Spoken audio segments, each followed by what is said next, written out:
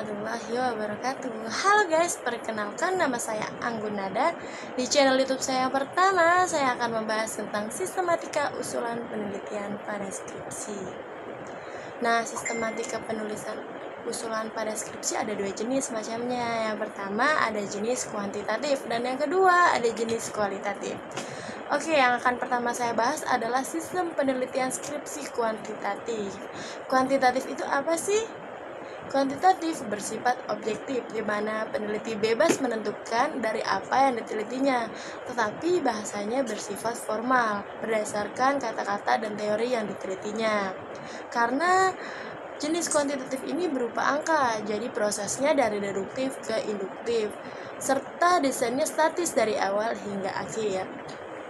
Kemudian untuk membuat sistematika usulan penelitian skripsi kuantitatif harus berisi latar belakang masalah yang di dalamnya berisi identifikasi masalah, rumusan masalah, dan batasan masalah, serta tujuan dan manfaat penelitian. Latar belakang masalah mengandung uraian tentang alasan peneliti tertarik untuk meneliti masalah tersebut. Dari beberapa uraian yang dikemukakan pada latar belakang masalah, maka dapat diidentifikasi masalah-masalah tersebut. Kemudian untuk batasan masalah tersendiri, agar penelitian ini dapat dilakukan lebih fokus, sempurna, maka penulis memandang permasalahan penelitian yang dianggap perlu dibatasi variabelnya. Berdasarkan batasan masalah yang telah dipilih, maka dapat dirumuskan permasalahan penelitian. Dan ada tujuan penelitian. Tujuan penelitian ini merupakan jawaban atau saran yang telah dicapai penulis dalam sebuah penelitian ini. Yang terakhir adalah manfaat penelitian. Manfaat penelitian ini diharapkan memberikan manfaat secara teoritis maupun praktis kepada para pembaca. Selanjutnya ada tujuan pustaka, berisi uraian teori atau rujukan yang memberikan argumentasi teoritik terhadap konsep-konsep yang menjadi fokus penelitian, hipotesis jika ada. Jadi tinjauan pustaka ini merupakan teori-teori yang memberikan argumentasi teoritik terhadap konsep. Jadi agar fokus penelitian lebih akurat, maka perlu diadakannya tinjauan pustaka.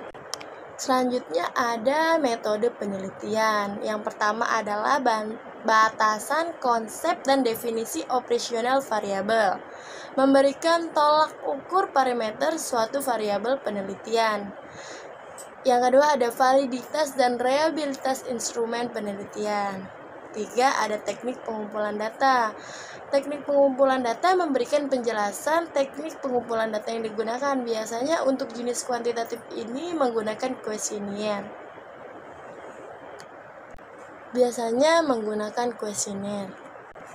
Selanjutnya ada populasi, sampel, dan teknik pengambilan sampel. Memberikan penjelasan yang menjadi satuan populasi, sampel, jumlah populasi, dan sampel, serta teknik pengambilan sampelnya. Jadi kuantitatif ini harus ada populasi, ada sampel, dan ada teknik pengambilan sampel. Dari teknik pengumpulan data, data-data tersebut dikelola yang akan menjadikan sebuah sampel. Yang terakhir ada teknik analisis data. Teknik analisis data ini memberikan penjelasan teknik analisis atau uji statistik yang digunakan. Perlu kalian ingat bahwa penggunaan teknik analisis data harus konsisten dengan jenis datanya.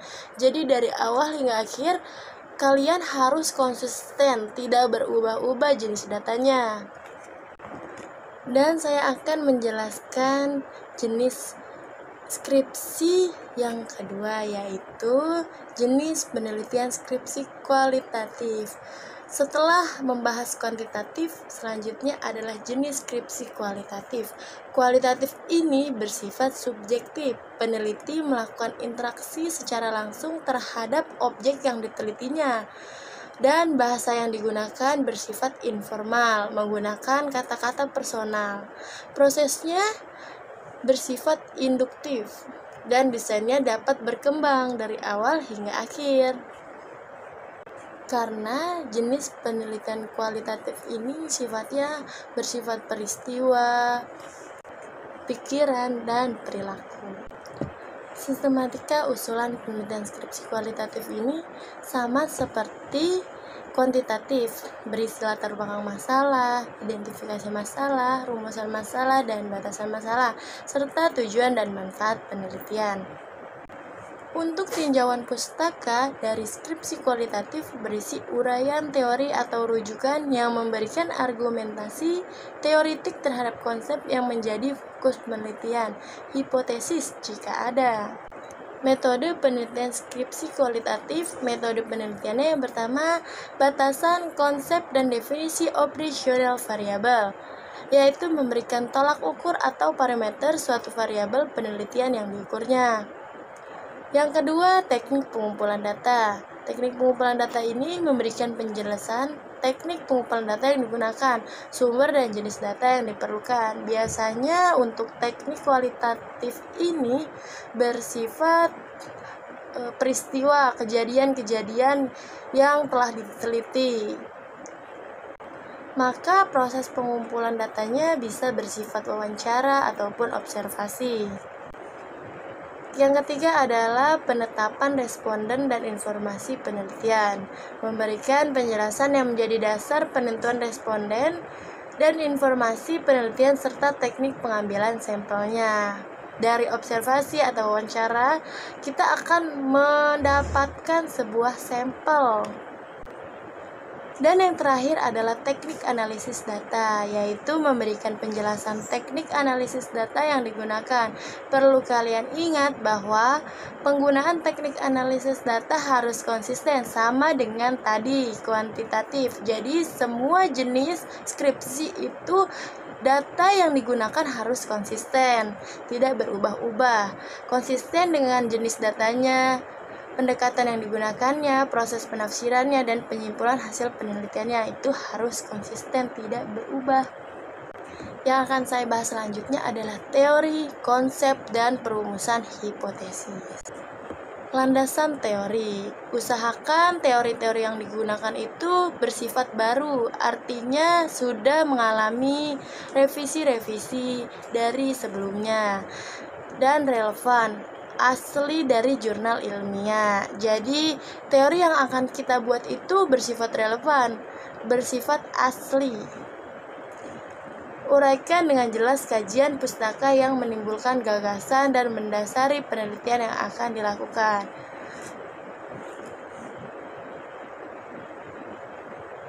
Tinjauan pustaka menguraikan teori, temuan, dan bahasa lain yang diperlukan dari acuan yang dijadikan landasan untuk penelitian yang diusulkan.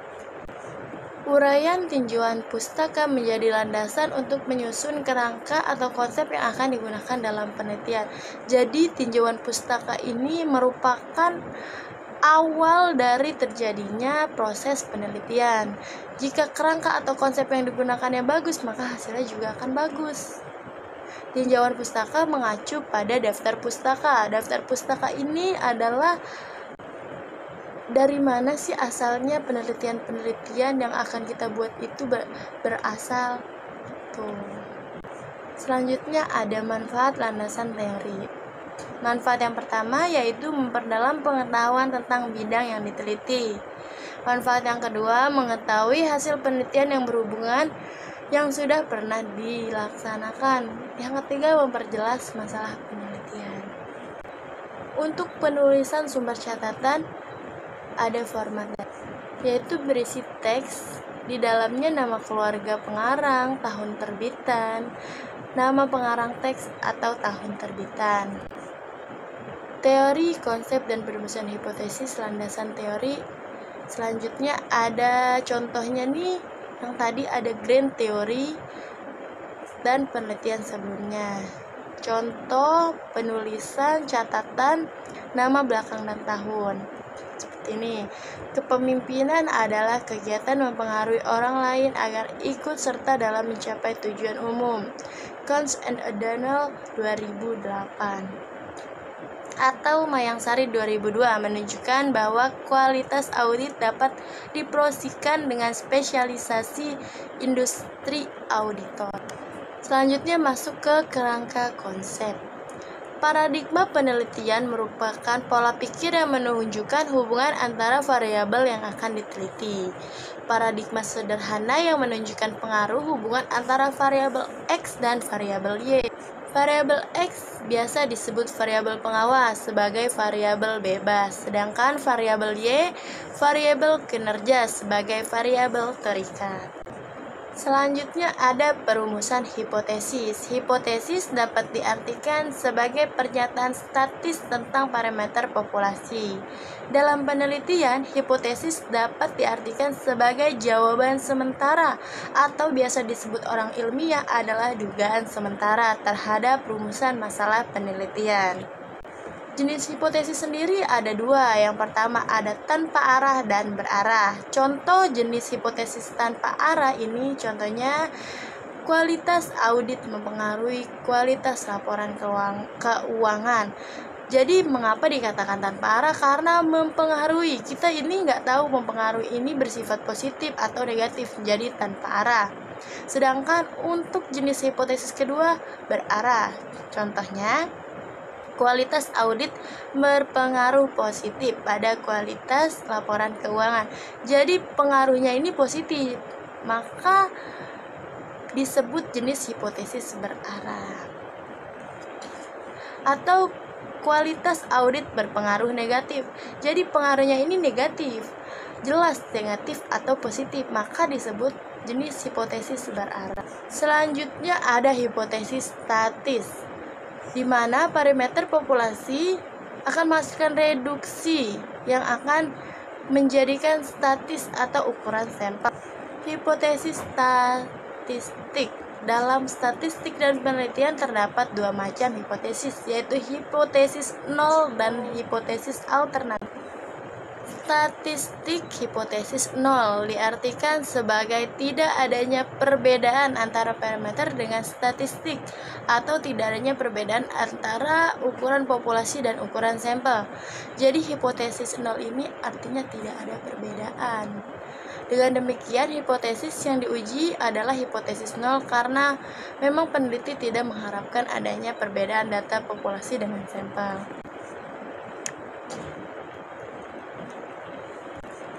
Selanjutnya ada hipotesis alternatif, adalah lawannya hipotesis nol. Kalau hipotesis nol tadi tidak adanya perbedaan, maka untuk hipotesis alternatif ini adanya perbedaan antara data populasi dengan data sampel. Hipotesis statistik. Hipotesis nol menyatakan tidak ada karena memang tidak adanya perbedaan, tidak adanya hubungan antara satu variabel dengan variabel lain, tidak adanya perbedaan antara satu variabel atau populasi sampel, tidak adanya perbedaan antara yang diharapkan dengan kenyataan pada satu variabel atau lebih untuk populasi atau sampel yang sama. Hipotesis alternatif menyatakan adanya perbedaan atau hubungan.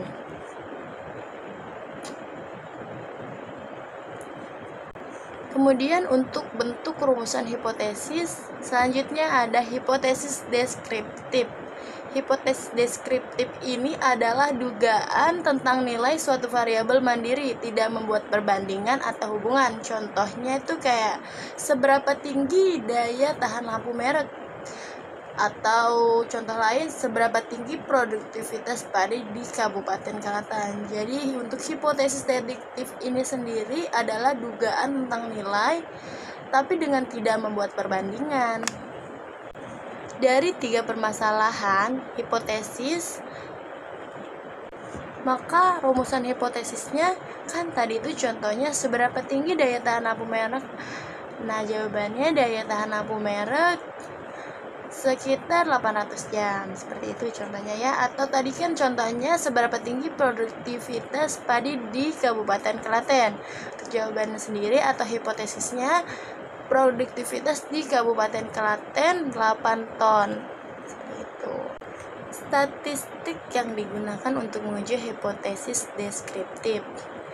Jenis atau tingkatan data. Teknik statistik yang digunakan untuk pengujian. Pertama ada nominal. Untuk tekniknya itu tes bioma atau chi kuadrat, hanya membutuhkan satu sampel. Dan untuk jenis data yang kedua ada ordinal. Tekniknya ada run test. Yang ketiga adalah menurut interval atau rasio. Tekniknya itu t-test, jadi hanya menggunakan satu sampel juga. Hipotesis komparatif. Hipotesis komparatif ini adalah pernyataan yang menunjukkan dugaan nilai dalam satu variabel atau lebih pada sampel yang berbeda. Contoh rumusan masalah komparatif ini adalah adanya perbedaan kualitas audit KAP Big Four dan non Big Four. Hipotesisnya atau dugaan sementaranya, tidak terdapat perbedaan kualitas audit KAP Big Four and non Big Four, atau tidak adanya kualitas audit KAP Big Four lebih rendah dibanding KAP non Big Four. Juga bisa hipotesisnya kualitas audit KAP Big Four lebih tinggi dibandingkan KAP non Big Four. Statistik yang digunakan untuk menguji hipotesis komparatif. Dapat dilihat di sini ada macam-macam data, bentuk komparasi, dua sampel, komparatif sampel. Terutama ada internal rasio. Dari dua sampel ini ada korelasi dan independen. Untuk komparatif sampelnya ada di sini juga korelasi dan independen. Internal rasio, korelasinya tes menggunakan dua sampel, independennya tes menggunakan dua sampel. Korelasinya one away enough, independennya juga sama, one away enough. Korelasinya ada two way enough, independennya juga sama. Untuk yang kedua adalah jenis nominal, MC NEMAT, korelasinya untuk dua sampel. Untuk independen dua sampel, fish asset C kuadrat to sampel, korelasinya ada C kuadrat for a sample, dan untuk independennya juga sama. Tapi di sini untuk nominal sendiri ada dua jenis korelasi, ada Chocogram dan C kuadrat for sample, tapi untuk independennya hanya ada satu jenis ya. Untuk yang ketiga ada ordinal, korelasinya sig test, independennya median test. Korelasinya Wilcoxon mixed pairs, independennya when you test kalau McFadden Smirnov Wolff. Selanjutnya ada hipotesis hubungan asosiatif. Hipotesis asosiatif adalah suatu pernyataan yang menunjukkan dugaan tentang hubungan antara satu variabel atau lebih. Contohnya, rumusan masalah pada hipotesis asosiatif ini adanya hubungan antara gaya kepemimpinan dengan aktivitas kerja. Rumusan dan hipotesis nolnya adalah tidak ada hubungan antara gaya dan kepemimpinan dengan efektivitas kerja. Statistik yang digunakan untuk menguji hipotesis asosiatif ada macamnya sama, nominal, ordinal, internal, dan rasio. Teknik korelasi yang digunakan untuk nominal ini koefisien kontingen, untuk ordinal Spearman rank, Kendall-Tau, internal rasionya ada percent product moment, korelasi ganda, dan korelasi parsial. Hipotesis yang terakhir adalah hipotesis kausal, yaitu hipotesis sebab akibat. Hipotesis kausal adalah suatu pernyataan yang menunjukkan dugaan tentang pengaruh dua variabel atau lebih. Contoh rumusan masalahnya adalah apakah gaya kepemimpinan mempengaruhi efektivitas kerja? Dan untuk rumusan itu atau hipotesis nolnya, gaya kepemimpinan berpengaruh positif pada efektivitas kerja. Baiklah, sekian penjelasan dari saya. Jangan lupa subscribe, like, dan komen. Bye-bye. Assalamualaikum warahmatullahi wabarakatuh.